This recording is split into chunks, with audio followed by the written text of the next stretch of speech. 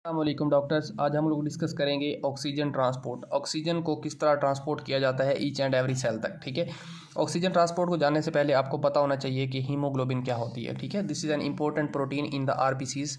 RBCs के अंदर important protein है हीमोग्लोबिन, जो कि कैरी करती है ऑक्सीजन को। ठीक है, तो हीमोग्लोबिन का जो है ऑलरेडी स्ट्रक्चर किस तरह होती है, किस तरह इस पर ऑक्सीजन लोडिंग होती है, वो मैं ऑलरेडी एक वीडियो में रिकॉर्ड कर चुका हूँ।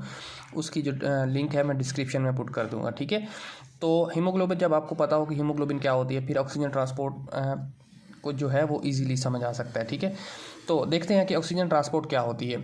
ऑक्सीजन जो है हम जो इनहेल करते हैं इनटू द लंग्स, वो हमारे लंग्स के थ्रू एल्व्यूलाई तक पहुंचती है। एल्व्यूलाई और जो कैपिलरीज होती हैं, पल्मोनरी कैपिलरीज, ठीक है, इनके दरमियान ऑक्सीजन जो है मूव कर जाती है through the alveoli to the pulmonary capillaries. ठीक है, किस तरह जो हम ऑक्सीजन इनहेल करते हैं उसके अंदर जो पार्शियल प्रेशर ऑफ ऑक्सीजन होता है वो होता है 100 मिलीमीटर ऑफ मर्करी। ठीक है, 100 मिलीमीटर ऑफ मर्करी जो है वो एल्व्यूलाई में होता है, और जो हमारी कैपिलरीज होती हैं पल्मोनरी कैपिलरीज, इनके अंदर होता है 40 मिलीमीटर ऑफ मर्करी। ठीक है, 40 मिलीमीटर ऑफ मर्करी क्यों होता है ये मैं एंड पे बताता हूँ, जब टिश्यूज़ तक सप्लाई जाती है उस वक्त।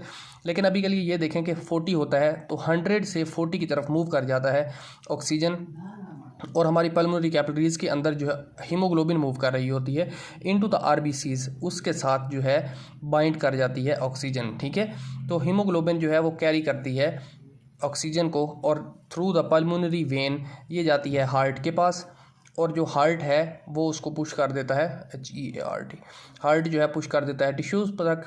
टिश्यूज़ से जो वापस है दोबारा हार्ट पे आती है, और हार्ट दोबारा जो है पुश कर देता है पल्मोनरी वेन के थ्रू दोबारा लंग्स में। ठीक है, तो ये एक सिंपल सा सर्कल है। तो इसमें देखें कि हमारे पास यहाँ पे 100 मिलीमीटर ऑफ मर्करी ऑक्सीजन होगा, तो यहाँ से पुश हो जाएगा 40 मिलीमीटर ऑफ मर्करी, जो कि पल्मोनरी कैपिलरीज में इसका प्रेशर है वहाँ पे। ठीक है, तो जब यहाँ से निकलता है पल्मोनरी कैपिलरीज में ब्लड, यहाँ से निकलता है पल्मोनरी वेन की तरफ, तो इसकी सैचुरेशन होती है 100%। ठीक है, 100 मिलीमीटर ऑफ मर्करी। ठीक है, सैचुरेशन भी 100% होती है, और 100 millimetre of mercury he pressure होता है, पार्शियल प्रेशर ऑफ ऑक्सीजन। ठीक है, तो यहाँ पे इसके साथ अटैच होती है ब्रोंकियल सर्कुलेशन, जो कि ब्रोंकियल सर्कुलेशन का एक अलग से टॉपिक है, वो भी मैं रिकॉर्ड कर चुका हूँ, उसको मैं उसका लिंक भी कमेंट बॉक्स में दे दूंगा, आप वो भी देख सकते हैं। ठीक है, तो ब्रोंकियल सर्कुलेशन जो है वो पल्मोनरी वेन के अंदर इंटर होती है, ब्रोंकियल वेन जो है, और इसका पार्शियल प्रेशर यहाँ पे 100 आ रहा होता है। ब्रोंकियल वेन के अटैच होने की वजह से इसका पार्शियल प्रेशर रह जाता है 97 मिलीमीटर ऑफ मर्करी। ठीक है, 97 मिलीमीटर ऑफ मर्करी के बाद ये मूव करती है हार्ट में, और जो हमारी करोनरी आर्टरीज होती हैं वो जब ब्लड सप्लाई कर लेती हैं हार्ट को, तो उसके बाद जो है वो कोरोनरी वेन्स में चेंज होकर हमारा जो वीनस ब्लड होता है वो भी हमारे पास इंटर कर देती हैं वेंट्रिकल के अंदर। ठीक है, ये भी मैं डिटेल में इसी ब्रोंकियल सर्कुलेशन के साथ ही ये चीज़ डिटेल में ब्रीफ कर चुका हूँ। ठीक है, तो ये आप अगर देखेंगे तो आपको क्लियर समझ आ जाएगा।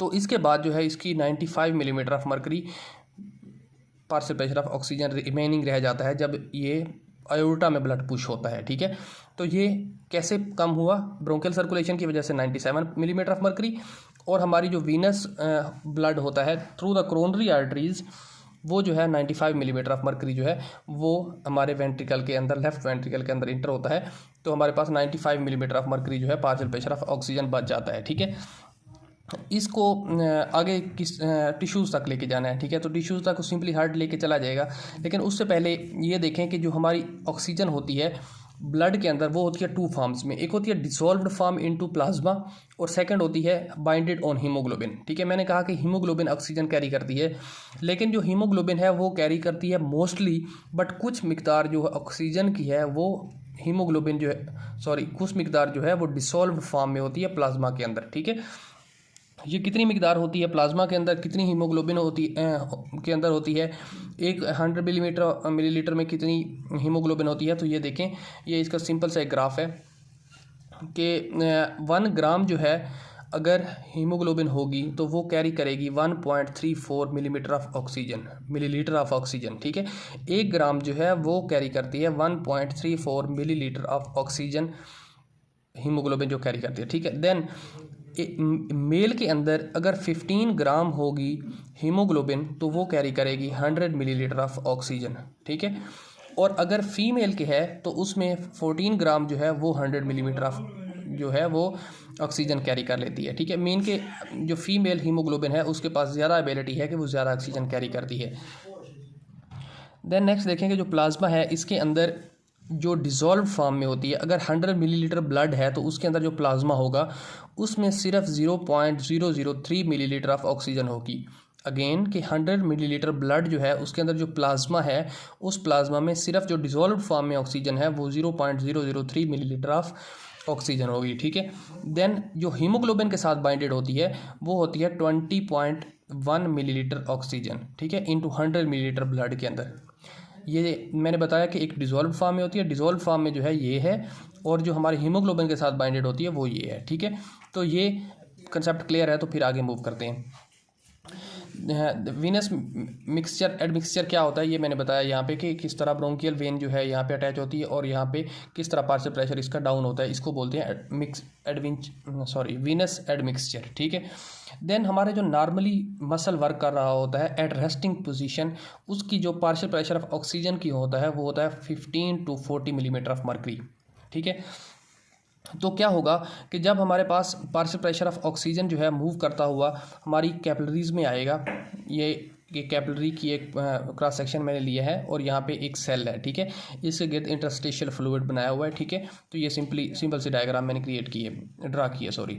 तो ये देखें पार्शियल प्रेशर ऑफ ऑक्सीजन जब इधर से ब्लड आ रहा है तो इसका 95 मिलीमीटर ऑफ मर्करी है, ठीक है, clear. 95 millilitre of mercury millimetre of mercury जो है ये पार्शियल प्रेशर ऑफ ऑक्सीजन है इनटू द कैपिलरीज, ठीक है।